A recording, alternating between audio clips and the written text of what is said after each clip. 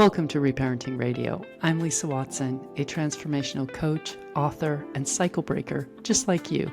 This podcast is a sacred space for truth-telling, remembrance, and radical healing.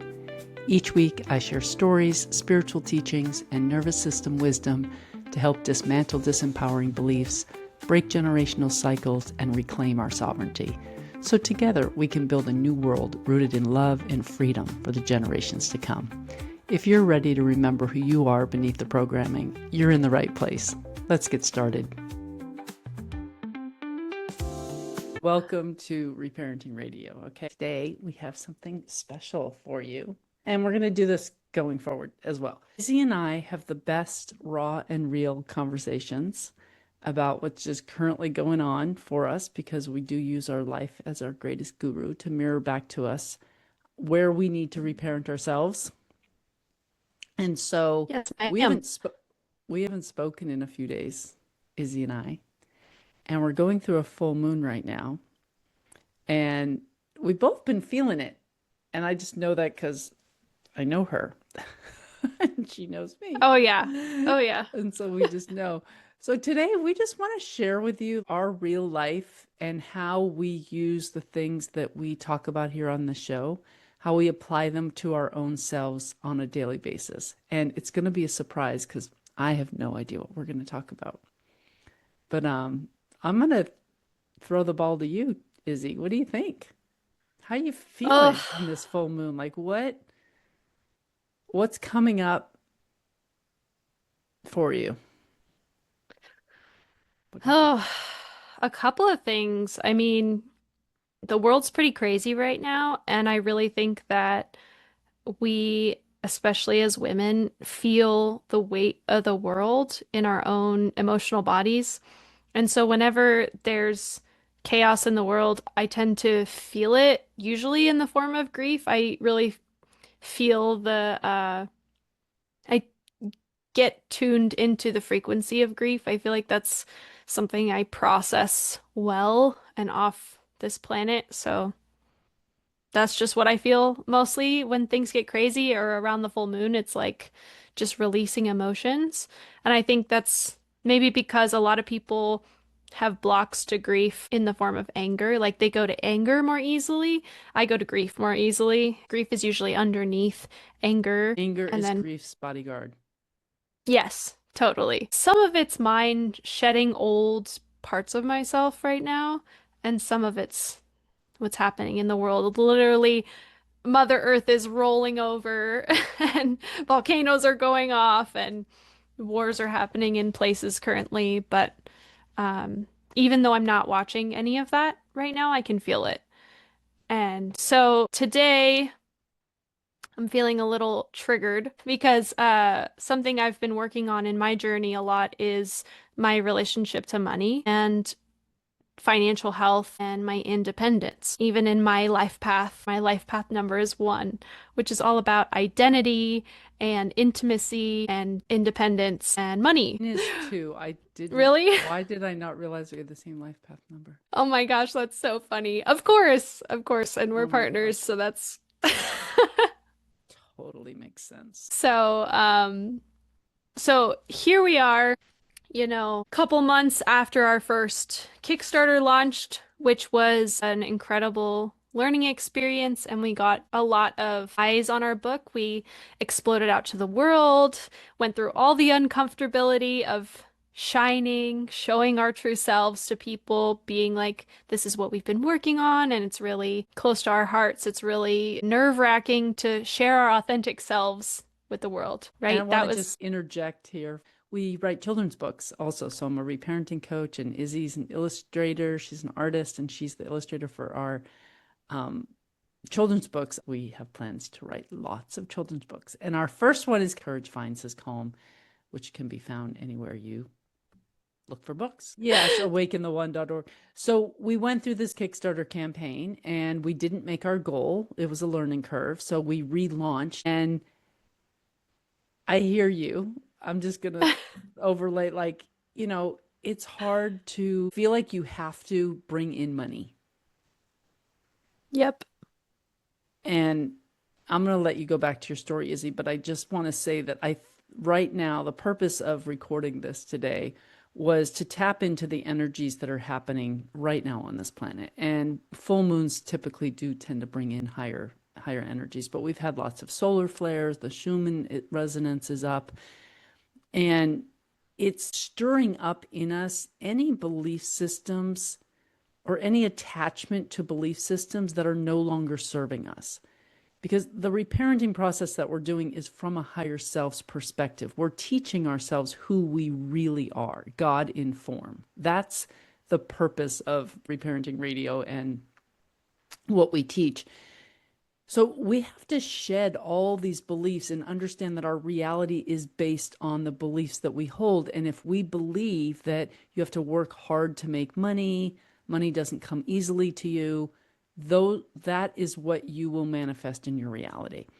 And we do live on a prison planet, so there's a lot of distortions around money. It's tied to our worthiness. But I think a lot of us, especially who are in the business that Izzy and I are in, of bringing light to this planet, that we have had to disentangle ourselves from money.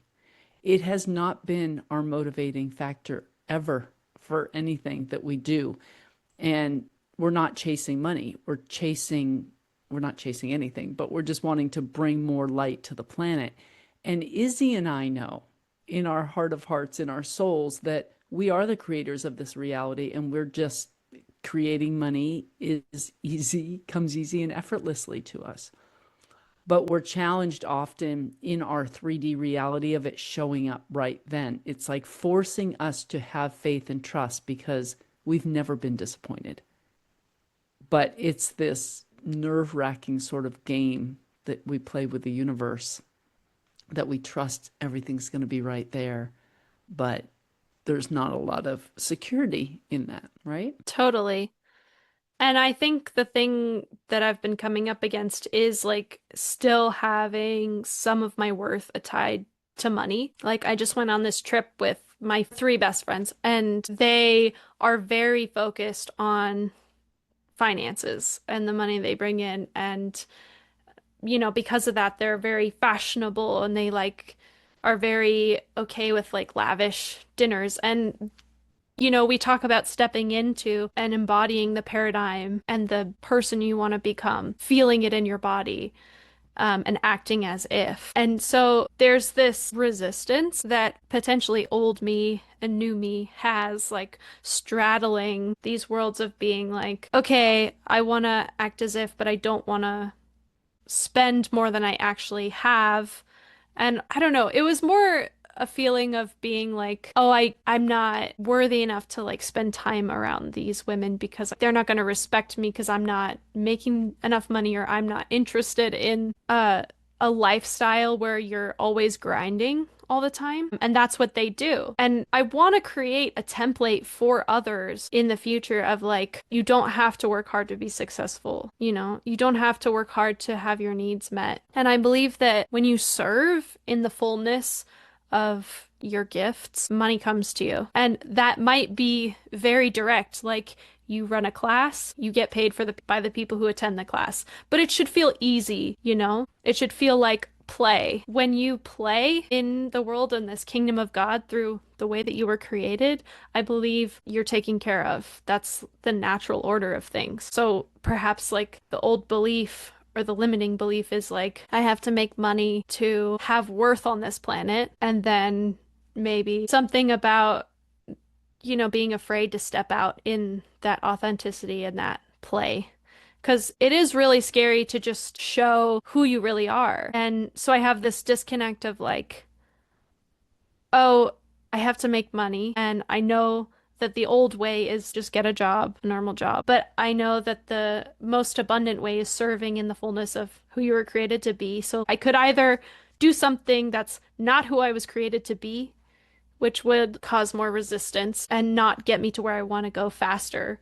Or I could do the scarier thing of stepping out in my authenticity and shining and doing what I always have wanted to do and receive that way. I think it's an important conversation, and it's part of the reparenting journey. We do have to reparent the way we look at time, money, every single belief that comes through your head, like every feeling you have, asking yourself, why do I feel that way? Why do I think that? Why is that true for me? And you'll find it's probably someone else's voice, something we were told about how things should work, how they're supposed to be, what you're supposed to do. I think a big one is we were told that the way to make money is to deny yourself, to be like, oh, you feel something that's passionate inside you, go the other way to make money. Right. So, Like an artist, you're an artist. So people have probably been telling you for many years that you can't make money. It's all frequency and vibration. Money isn't even real. It's just an energy. Everything is happening for us. That's all I can say. That it's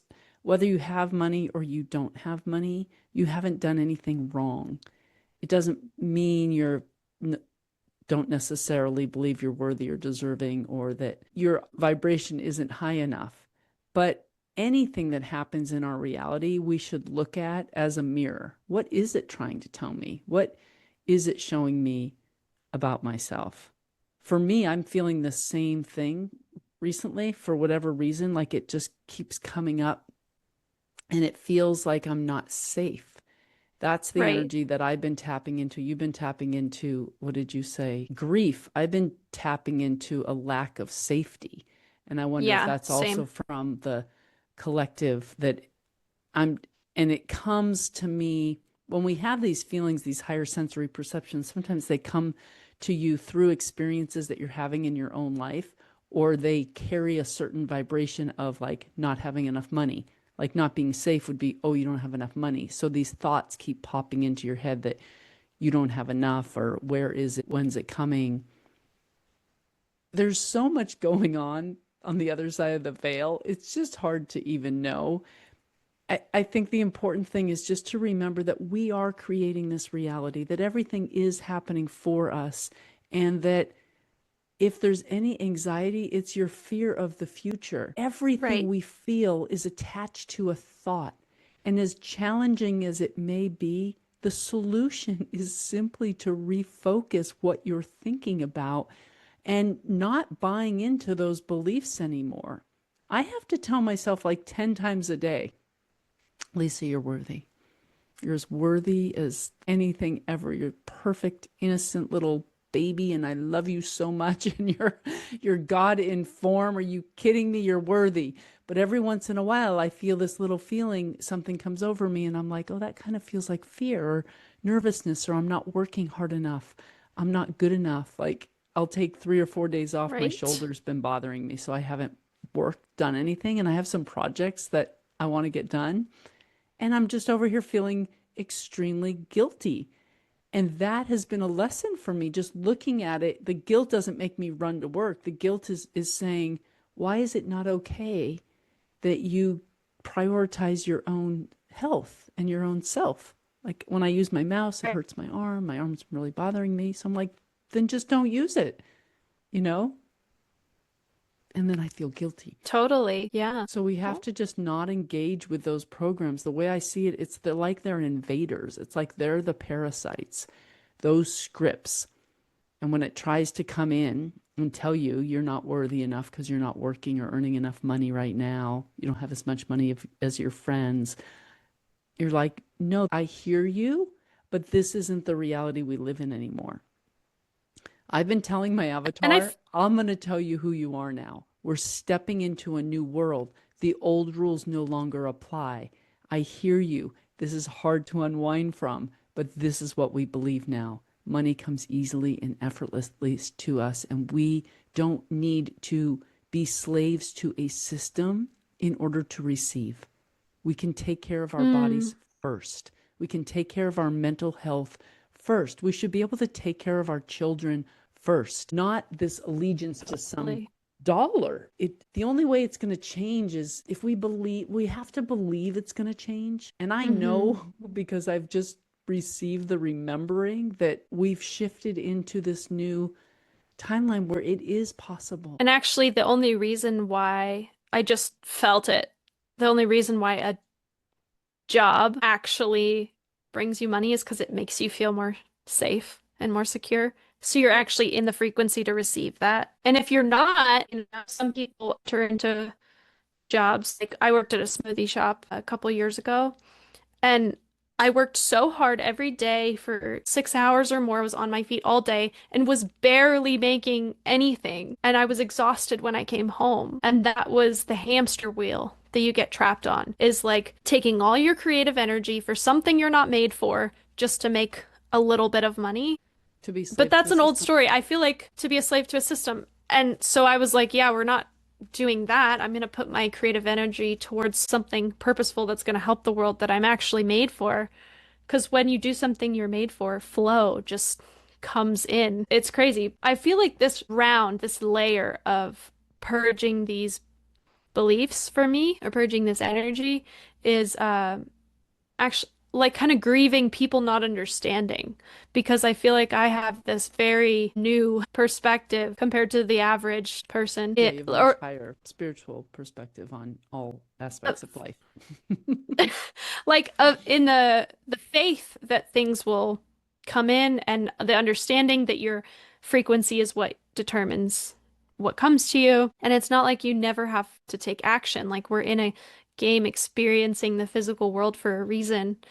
And it's fun to create. It makes us feel healthy and purposeful. I feel like I have a lot more faith and a lot more ease than most people, and I don't worry. And we're provided for. Like my needs are pretty much never not met. The only time my needs weren't met for me in my life was when I was in a deep feeling of fear and I was holding the vibration that money wasn't going to come to me, and You it were just wasn't. also very young, transitioning from childhood to adulthood.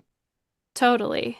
So that's just a whole new experience that we all go through as far as being on your own. But I think these energies right now, um, one, what I've noticed is that I have been extremely tired. I usually Yeah, can get up me at like too. 5, go for walks every morning. I have not. I'm 6:37. Like I'll get out of bed.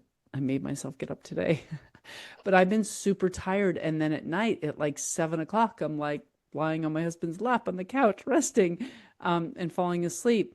So I know that there's a lot of energy. Don't necessarily follow it closely, but I do watch the Schumann resonance, and it is has been kind of off the charts in certain ways, and lots of gamma waves from the sun. So I know that that impacts us. I think the important lessons that come with that sometimes are like us not being productive. Like I was saying, I feel really tired. And at the same time, my shoulder has hurt. It's no accident.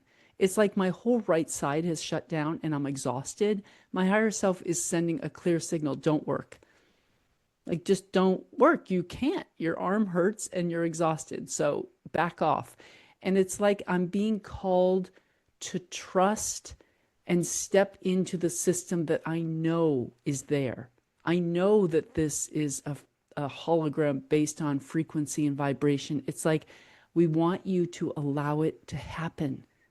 The only way for you to see that it actually works this way is to practice it, to do it, and to Mm-hmm. allow whatever is unfolding to just be witness to it. And that's where we get in trouble, is when we, which we do every second of the day, we judge everything. We judge our Right. circumstances. How much time did it take? How much money did it cost you? What did, you know, everything, instead of just allowing everything to just be. I'm sure someone famous said, just be the observer. Mm-hmm. But it's true. We need to just be the observer to our life without putting so much meaning on everything, is what I feel like. Okay, so I don't have a few dollars right now. Oh, or suddenly I do.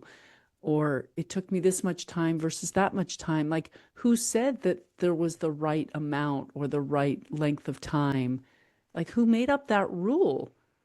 I think of that about myself sometimes. Like, I was meditating this morning and I had this thought pop in that was like, oh, you should, of something, like do this more often or do this every day. And I was like, go away.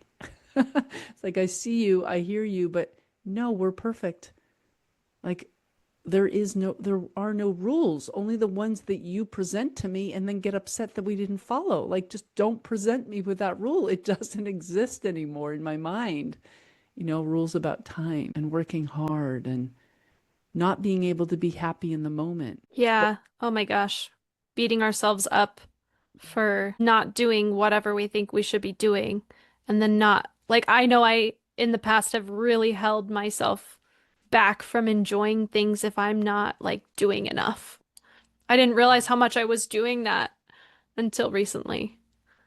Just not I've spent enjoying. my whole life doing that. Like I still feel myself unwinding from should I be doing? What am I supposed to be doing? Like there's the littlest of nudges when you really start to pay attention to yourself. Self-awareness is the number one step to reparenting. But like the littlest things, like your old relationship habits or some trauma you went through as a kid or triggers you have. Like I'll notice my husband, if he does or doesn't say something, or he's coming home, how for a fleeting moment I'm ready to change what I'm doing based on what I think he'll think about what I'm doing when he walks in the house. Occasionally, like Yeah. whether it's like just sitting on the couch or cooking or not cooking or cleaning or not cleaning or working or not working. And it's just training because I was in a relationship that was very controlling. And when my husband came home, it was a deal. Like I had to prep myself for it. And I don't have to do that anymore. I've been married to my current husband for 8 years, but there's still that almost like jumping. Am I doing the right thing? Am I doing it? Am I okay? Right. And that's why I was triggered, I think, today, because it's that am I safe to be my authentic self, what I'm existing as right now? Or am I gonna feel like I'm gonna be controlled, I'm gonna be lashed out at if I'm not doing the right thing, right? And that's just what happens when you grow up with narcissistic abuse, right? Is you have to be on guard all the time and changing your behavior to match someone else's mood so that they don't get upset. I But think it's a lot more common than yeah, it's people so think. super common. Because if it's not your immediate caregivers like your mother or father, it could be one of your siblings.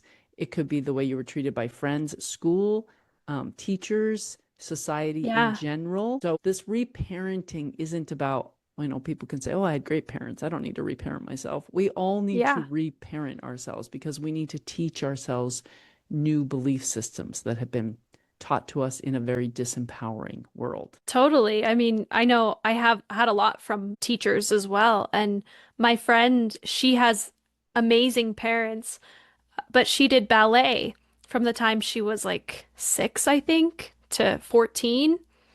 That's where all of her uh narcissistic trauma comes from, is from a teacher, not her parents. And so she's in therapy right now being like, why do I have all these codependent tendencies that are hurting my life?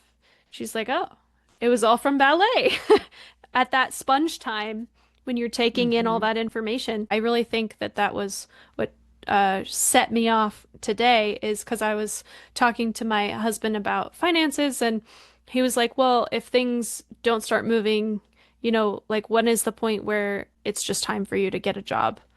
And so that made me feel like I need to be pleasing you instead of working on my own life or focusing on my own path or whatever I want to be doing.